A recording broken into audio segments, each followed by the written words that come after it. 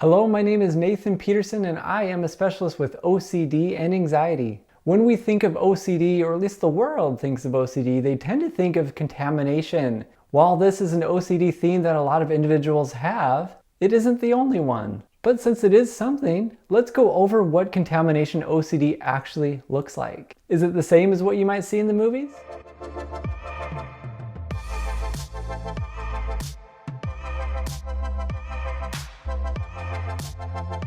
So before we get into that, make sure you are subscribed to my channel. I'm posting videos every single week on different mental health issues such as OCD, anxiety, tics and Tourette's, and so many others. So when it comes to OCD, there are so many topics that individuals can have. So let's go through some of the contamination fears that individuals may have when it comes to their OCD. Really, the obvious one is just getting contaminated.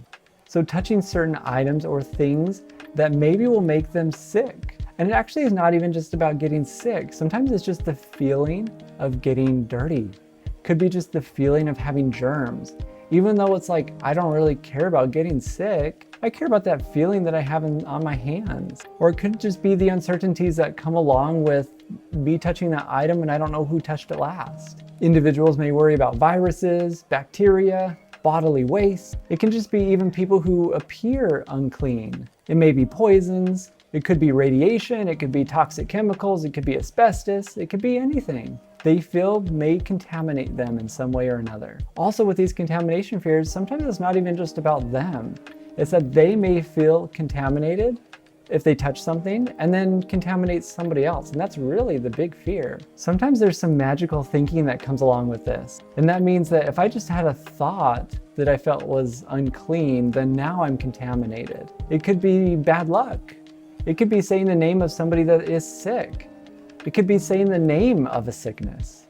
It could just be watching something on TV, a sickness of some kind or some contamination, and the person feels it. They just got contaminated because they watched it. Some individuals may worry about blood. They may see spots all around them, red spots. They just assume is blood, the just in case blood. The just in case it might be, I'm gonna just avoid that spot. Sometimes individuals will feel contaminated just by unlucky things like bad numbers or a bad fortune cookie.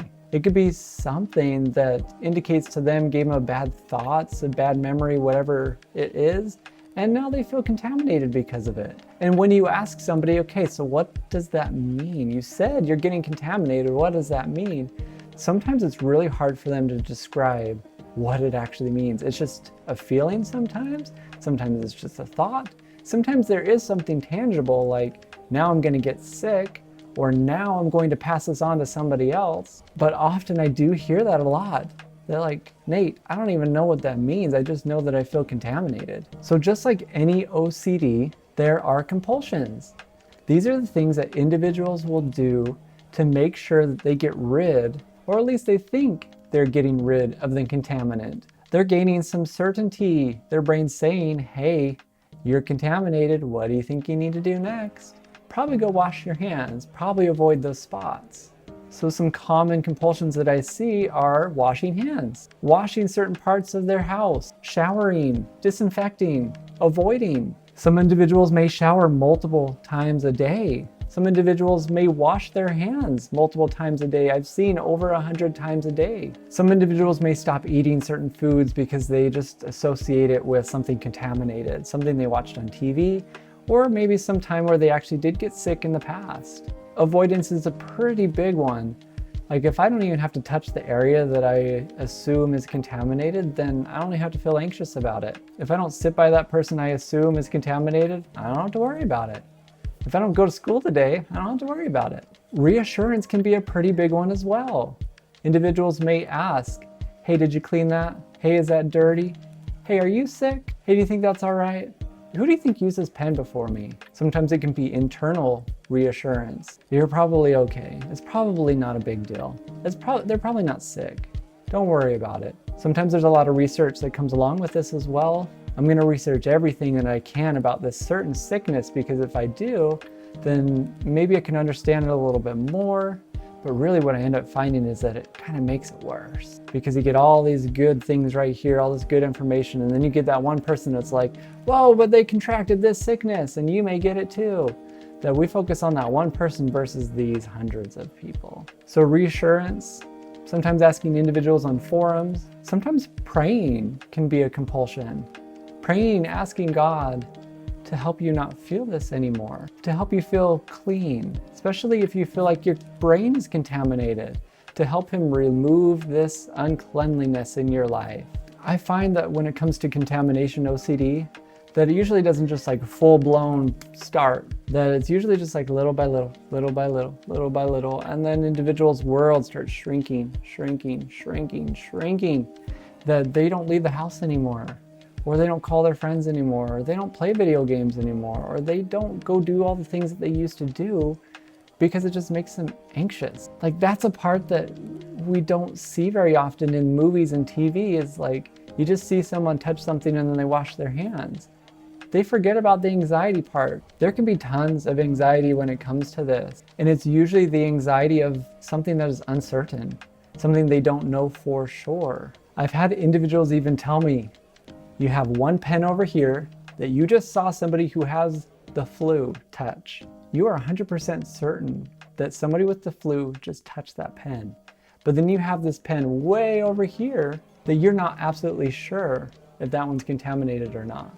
That individual will say, this one doesn't bother me as much because I know for sure, and for sure I'm never going to touch that. But this one over here that I'm just not really sure, that one's the one that causes me lots of anxiety because I'm not even going to risk touching it. I don't know. So it's those things that individuals just don't know that cause this anxiety. When it comes to contamination OCD, there's a lot of just in case, meaning that they're not sure if something's actually dirty or not, but just in case, I'm going to do it. Just in case, I'm going to go wash my hands. Just in case, I'm going to avoid. And sometimes I think, without using logic, okay, well, if I had to stand in front of a Judge Judy, whoever you want to imagine, and I had to prove that this thing that I'm about to touch was actually contaminated, could I do it? Would I win the case? It can't be a feeling that I have that says it's true. It can't be a thought that I have that says it's true. I need to actually win the case. How many of those things in your life are absolute that you just know is contaminated? Not a guess, not a perception. Think about that for yourself. So is there treatment? Yes. The treatment for this is exposure and response prevention. It's going to help you tolerate this uncertainty a little bit more. These things that you don't know, it's going to help you reduce these compulsions that you're doing, such as washing hands. And really what it might be is that we're going to be stepping closer to some of those fears that you're having, not pulling away. We're going to set guidelines. You're only washing your hands after you eat, after you use the bathroom, before you prepare food, and that's about it. Sometimes there's a caveat of, if you're absolutely sure that somebody is sick because they just said, hey man, I just came from the doctor and I have the flu, and they just shook your hand, go wash your hands. We're not going to be crazy with this, but that can't be a perception of like, that guy looks like he has the flu and he just shook my hand, so I'm going to go wash just in case. Those are two very different situations. I'll create a whole separate treatment video on what to do for contamination OCD and what treatment looks like. But essentially, we want to step closer to these fears. We want you to face the unknown on purpose and not try to figure it out anymore. Feel the anxiety, because it's great to feel the anxiety. Change your relationship with it. It doesn't have to be a bad thing. It doesn't have to lead you around and tell you what you got to do. Make sure you're subscribed to my channel so you do not miss that video. So I hope this gave you a little bit of an insight of what contamination OCD might look like for somebody. So let me know in the comments, do you struggle with contamination OCD? What does it look like in your life? What things do you do? What things have worked for you? What things maybe don't work for you? Let me know in the comments. Also remember, when it comes to your OCD, it is your job to face the unknown.